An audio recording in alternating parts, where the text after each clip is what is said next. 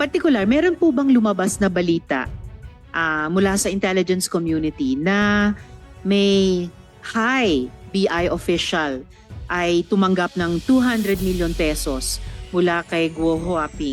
Madam Chair, hindi na tayo nabibigla kung even the highest police officer pwedeng maging involved dito. Kaya nga po sinabi natin the importance of this committee deliberation dahil kung hindi po tutuldukan itong evils of Pogo, hindi lang mayor ng Bamban ang kayang i-produce ng mga illegal activities ng Pogo. I'm sure easily they can produce congresspersons, even senators, and someday probably a Pogo-sponsored president. Community. So I hope Kasama din ba sa usap-usapan na itong alleged former chief PNP ay tinulungan ng kahit sino sa mga kasalukuyang government officials natin sa usapin ng pagtakas ni Guo Huaping? sponsored president. So I hope ang Bureau of Immigration would have the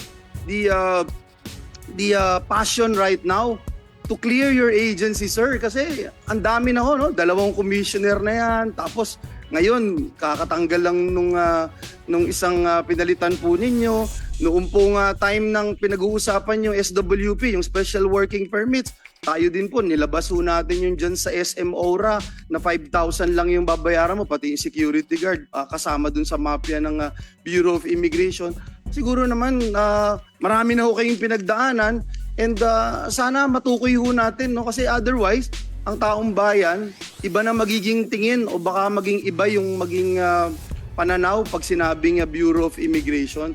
So sana po, but just one last question. You believe, sir, na meron po na sangkot na personnel ng Bureau of Immigration dito po sa pagtakas ni alias Alice Go?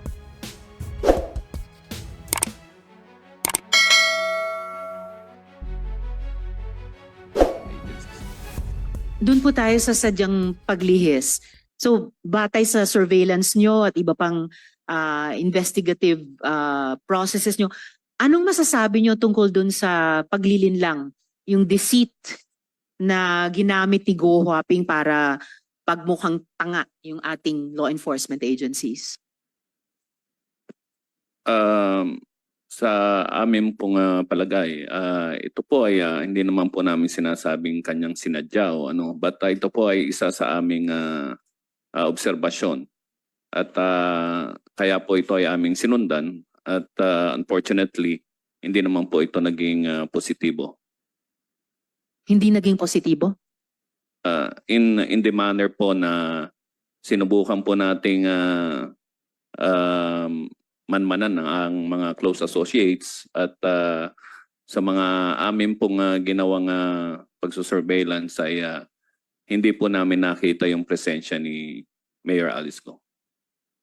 Doon sa posibleng paggamit ng mga look-alike para lituhin tayo, yun ba yung paraan para napirmahan yung counter affidavit at napanotaryo yon kahit wala na siya sa bansa noon?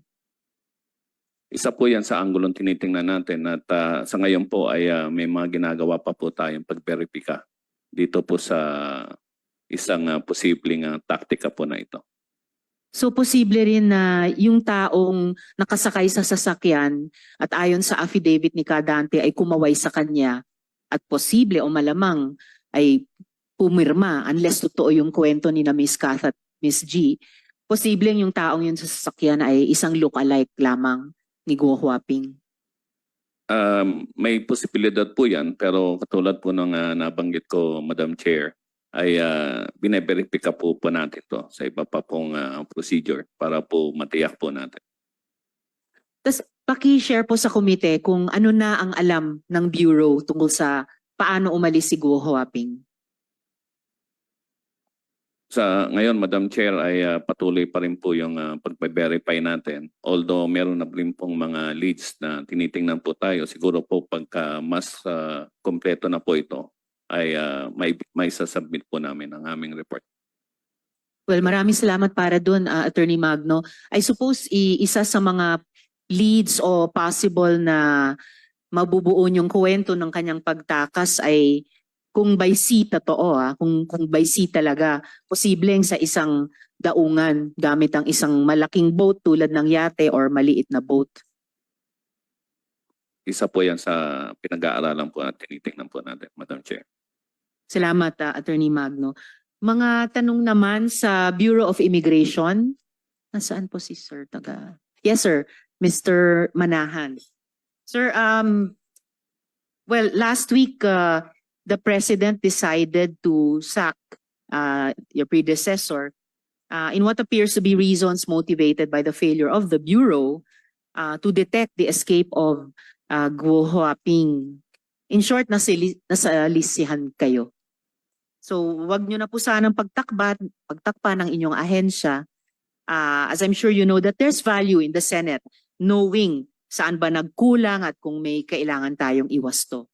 So, magtapat po kayo, Mr. Manahan. Do we have at this point credible information of BI officials having been bribed to facilitate the escape of Guo Huaping?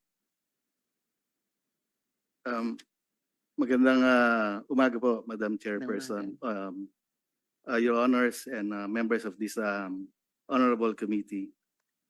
With regard to that question, Madam Chair, the BI is still undergoing its internal investigation, and rest assured po na after ma-finalize po any investigations or conclusions with regard to the investigation, we will submit to this committee.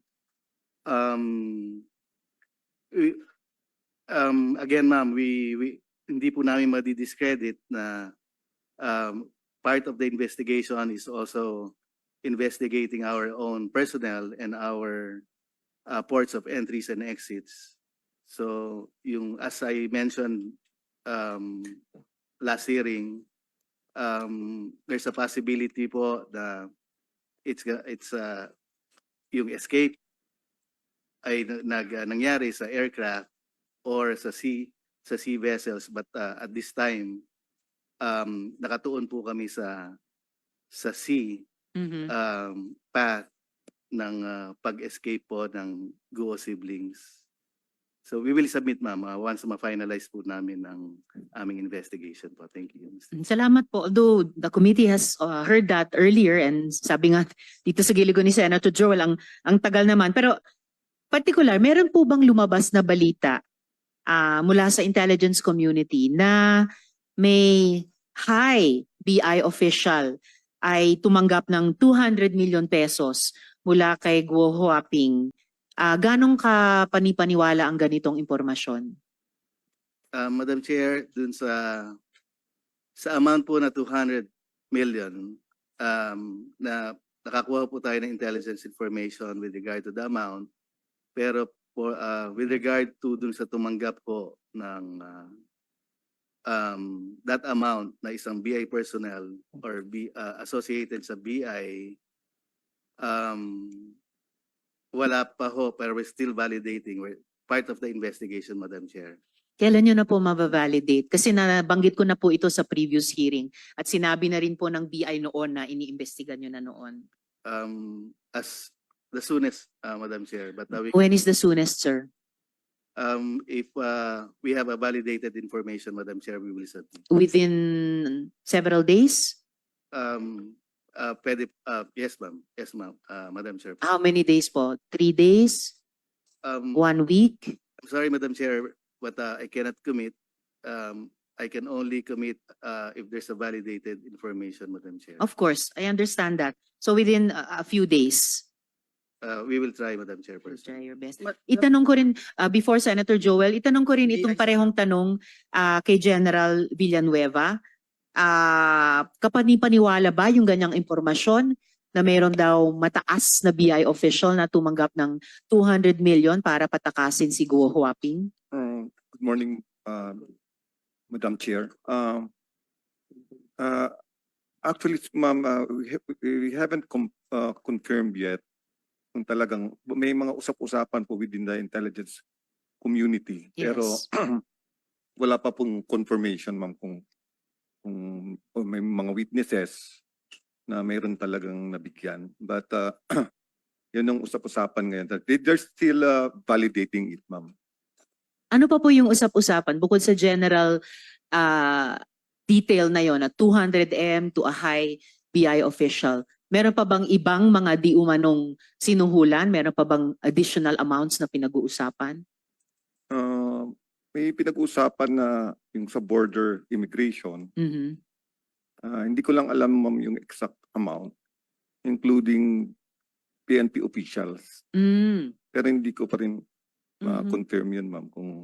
Kasi I'm outside of the loop lately, ma'am, because we're busy right now helping the law enforcement agencies running after the illegal POGOs in the countryside or in the provinces. Alin pong PNP units ang binabanggit sa usap-usapan? Hindi PNP unit, ma'am, but personalities. PNP personality. Sino-sino po?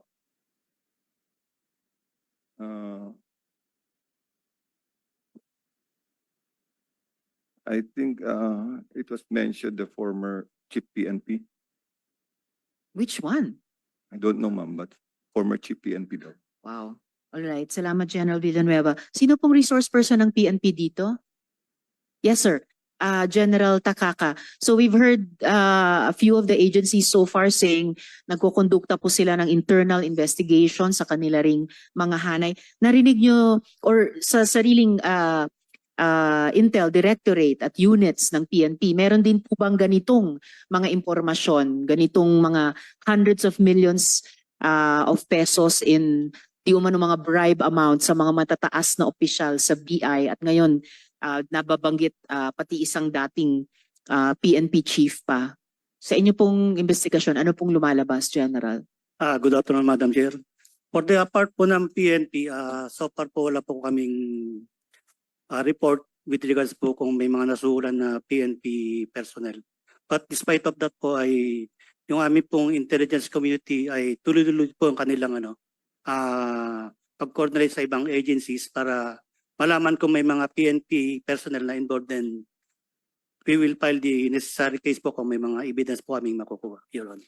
General, I'm almost disappointed. Dahil sa isang naunang hearing, kayo ang naunang institusyon na nakaalam na nakatakas na sa bansa si Go Huaping. Kayo lang yung nagsabi, August 14 pa lang alam nyo na.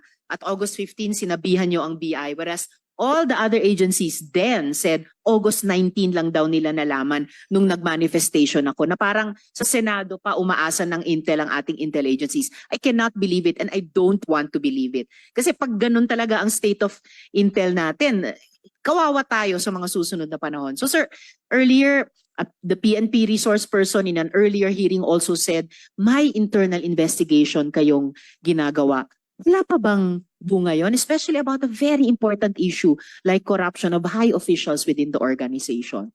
Yes, ma'am, yung report sa amin na nakatakas si Alice po is coming from the Interpol po, ma'am. So yun po yung naging information po namin coming from the Interpol po na nakuha po natin. Then yung sa mga allegations po na is ongoing naman po, ma'am, yung aming investigation. Yes sir, pero more than a month ago na po yung August 14 na input ng Interpol. So really I'm shocked. And PNP widow po ako, alam nyo naman. So may expectation ako sa National Police natin. Well, thank you General, but PNP has to come back with more than that sa komiteng ito. Kami, ginagawa namin yung aming trabaho in terms of investigation in aid of legislation, but patapos na rin po kami. Step up na dapat talaga ang law enforcement. Salamat General Takaka. Before I recognize Senator Joel, balik lang General Villanueva. You mentioned a former chief PNP. Mula sa intel nyo, anong klasing tulong, aid o assistance ang pinrovide nung taong ito? I don't know the exact ma'am, kung anong provide na support. But yun lang naman na nabanggit sa amin, sir, but hindi pa na-confirm yan, ma'am, kung talagang nagbigay or binigyan or tinanggap or may witnesses. Yun lang po ang naririnig namin, sir, within the intelligence community. But I'm out of the loop po kasi lately, ma'am, hindi ko din ma-confirm yan, ma'am, kung ano.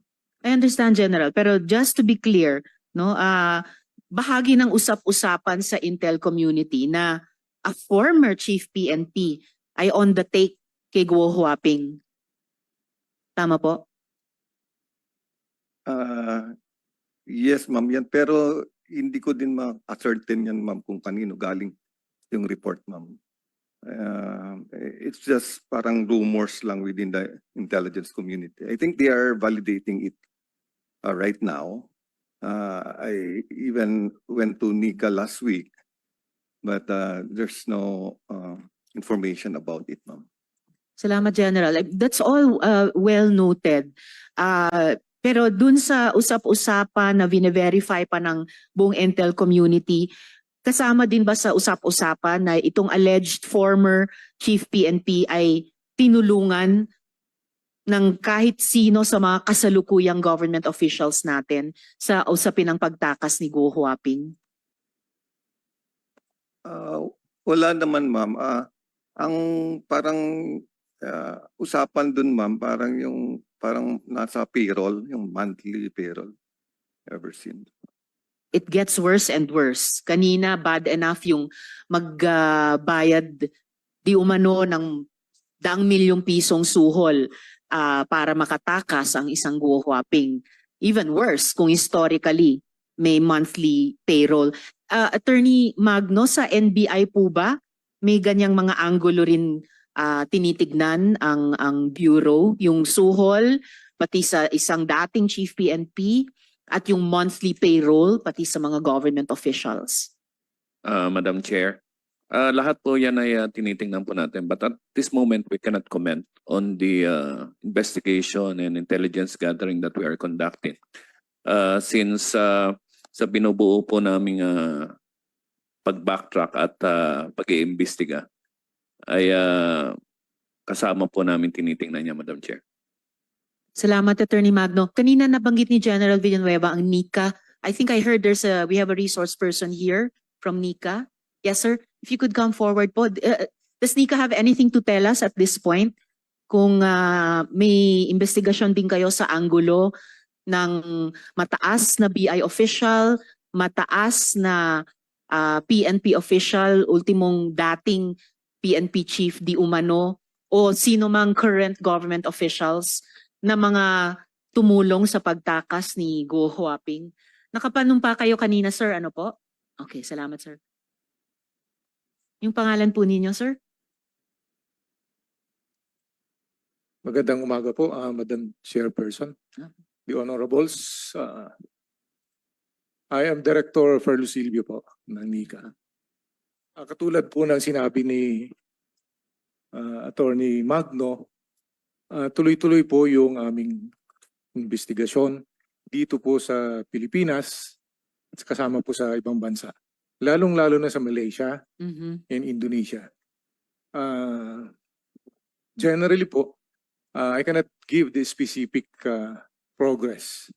Pero may pagtuloy-tuloy na pag-uusap po ngayon ng aming liaison officers kasama po yung police attaches ng dalawang post, Malaysia at Indonesia. For now po, kung sakali po, I'm sorry, I cannot give a comment with regards to the new statement given by General Villanueva. Pero Pero rest assured po ang NICA magbibigay ng developments. salamat po. Pero yung mga nababanggit ng mga posibleng personalidad at mga posisyong inukupahan nila dati o inuokupahan ngayon, kasama po yon sa ongoing investigation ng NICA? O sa fact-finding ng NICA? Sa ngayon po ay may priority po namin yon. Kung nakalagay po doon sa ibang mga agenda, i-priority po namin yon. Makakaasa po kayo, Madam Chairperson. Salamat. Madam Director. Chair. Senator Joel. I am being tempted to raise a point of order, but perhaps I will just ask if the committee was able to receive the request of this representation, if you recall, in the very, very, very first hearing, to ask the agencies of the government as to how they conduct yung pong case build-up, yung papaano yung hypothesis nila, yung protocols nila, yung way of how they establish, Madam Chair, yung mga binabalangkas nila at sasabihin nilang ito na talaga yung validated information. Did we receive anything from the different agencies of the government that we asked for, Madam Chair?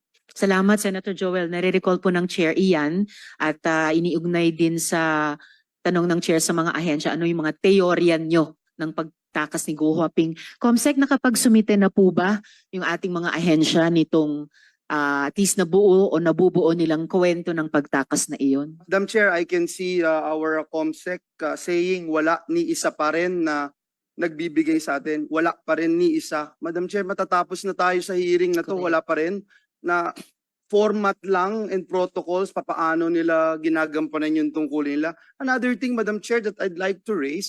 Before you raise the other point, Senator Joel, please, the government agencies present today na sigurado ko lahat kayo ay nandoon sa unang hearing na yon, please submit within the day what you have so far in the last more than a month since that request was made and the chair asked it from you. All right, please, Thank you. everyone. Thank you very much, Madam Senator Chair. And I Joel. can see Yes. our resource persons nodding their head. Let the record show that. Madam Chair, we also would like to find out if, because the statements of retired General Raul Villanueva about the PNP, did we invite General Karamat, Madam Chair? for this, Senator Joel, General Karamat is present. General, He's here. He's here. lapit po kayo dito sa ating Okay. mesa. Thank you.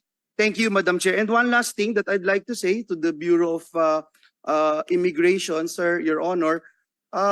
We started deliberating and investigating POGO since 2016. I was the chair of the Labor Committee, and during that time, we were able to unearth yung pong pinakamalaking human trafficking doon sa Clark Air Base, 1,200 plus po yun. Kinumend pa po namin, natatanda ko si Senator Sherwin saka si Senator Nancy, kinumend pa namin yung Deputy Commissioner, and then a few days later, lumabas po yung video ng Deputy Commissioner, nandun nanghihingi ng 50 million na cash.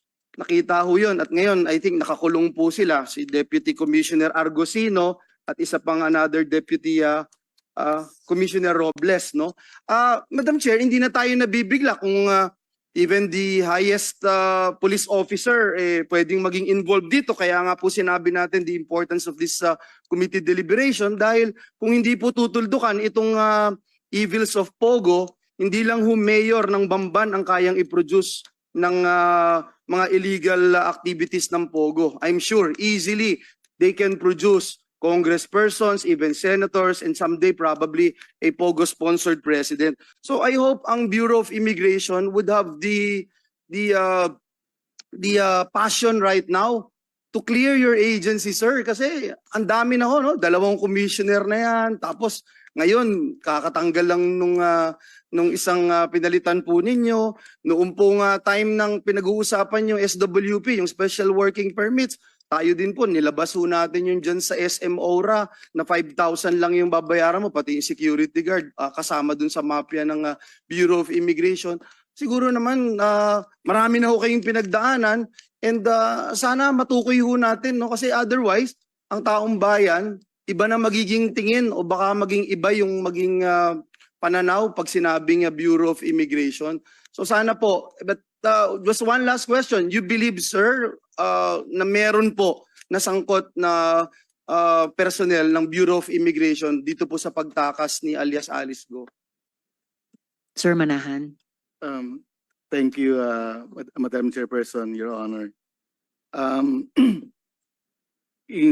Sir, hindi ho natin maalis na wala hong kasangkot ang BI, pero as of this time, sir, I'm sorry, cannot still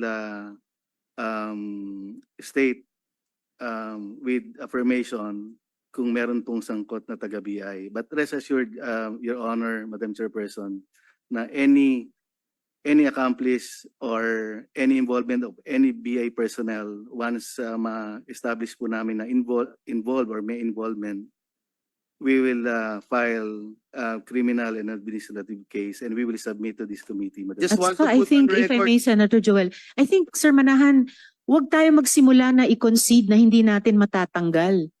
Mag-aim po na linisin talaga yung bureau, no? As sinasabi po ni Senator Joel, filing cases is part of it, pero yung simulang-simula ay yung vision nyo na malinis talaga na BI. Yes, Madam Chairperson. Considering this case and moving forward, we will fully take note of the guidance of Senator Joel Villanueva. Thank you, Your Honor. Thank you, Madam Chair. No less than the Secretary himself of the Department of Justice made mention about it. So I'm very sure na meron pong part. Kung yung ngayon nga, first time ko lang ho narinig, pati PNP chief before or former PNP chief could be part of this. So almost sure po ako na may part ng BI dito. Thank you, Madam Chair. Salamat, Senator Joel. And General Villanueva, may narinig po ba kayong kahit sinong high-ranking army official na di umano sinuhula ni Go Huaping? Madam Chair, I don't have any information about the army officer. And what about General Karamat? May balita po ba kayo? Ano bang balita nyo tungkol sa dating hepe ng CIDG?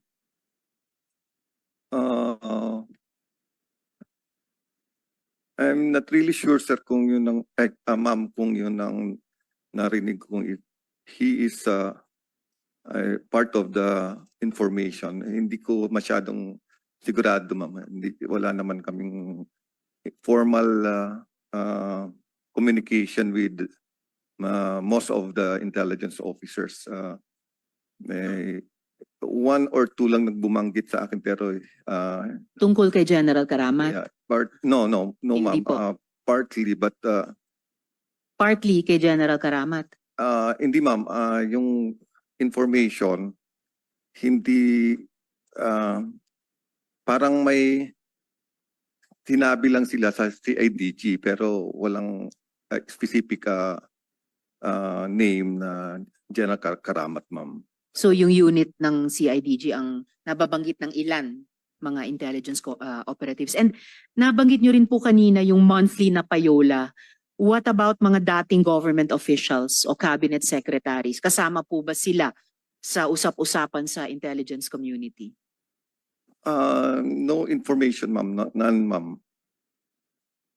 Alright, Madam Chair. salamat General. Yes, SP Pro Tempore. Yung sinasabi niyo monthly payroll, mga pulis, alam niyo unfair yata sa police organization o sa Philippine National Police in general. Siguro pwede niyo nang pangalanan kung sino itong mga pulis na na under the monthly payroll. Kasi I think it's unfair for the police organization. Kasi syempre we'll cast doubts on them, on all of them. Madam Chair, actually, I don't have the name except there was some rumors in the intelligence community that a former chief PNP. That's only the information. Former Chief PNP? Yes, sir. We don't have the exact name. Hindi niyo pwede pangalanan? I don't have the name, sir, kung sino talaga. Basta former chief PNP lang. Ano ba? Is that the gossip or? Huh? Anyway, That's Madam why Chair, I said, sir, that the intelligence community are still Verifying. verifying it. They have to confirm it yet. Madam Chair, before you proceed, I would like to move that we invite the partner of Mayor Kalugay in the next hearing, since Mayor Kalugay mentioned that he has a partner who seems to be running the business interests of the mayor. And according to him, his partner is also the person mentioned by Mayor Kalugay, who knows the buyer of Happy Penguin, yung Veronica Soriano.